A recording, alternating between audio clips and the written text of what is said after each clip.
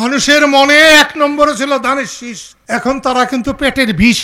বঙ্গবীর কাদের সিদ্দিকী বীর উত্তম বলেছেন, বঙ্গবন্ধুর আওয়ামী লীগ ভাসানীর আওয়ামী লীগ, মুক্তিযুদ্ধের আওয়ামী লীগ, এটাই বাংলাদেশের মানুষের আওয়ামী লীগ। সেই আওয়ামী লীগের ভোটাররা যদি ভোট দিতে না পারে তাহলে আমি গামছা প্রতীক নিয়ে নির্বাচনে যাব না। মুক্তিযুদ্ধের আওয়ামী লীগ বাংলাদেশের মানুষের আওয়ামী লীগ। আওয়ামী লীগের ভোটাররা যদি ভোট দিতে না পারে আমি গামছা নিয়ে নির্বাচন করতে যাব না।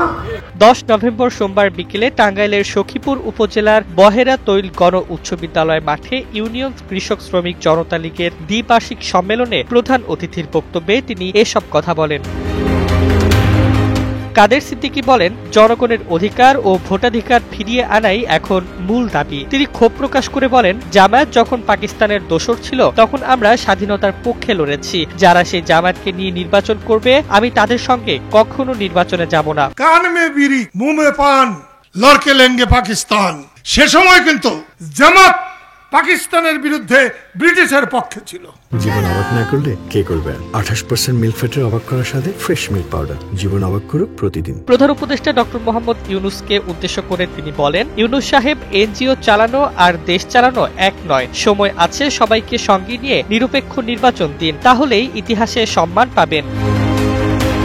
বঙ্গবীর আরো বলেন, আমি শেখ হাসিনার আওয়ামী লীগ করি না, আমি বঙ্গবন্ধুর আওয়ামী লীগ করি। জয় বাংলা বলা যদি অপরাধ হয় তাহলে আমাকে প্রথম গ্রেপ্তার করুন।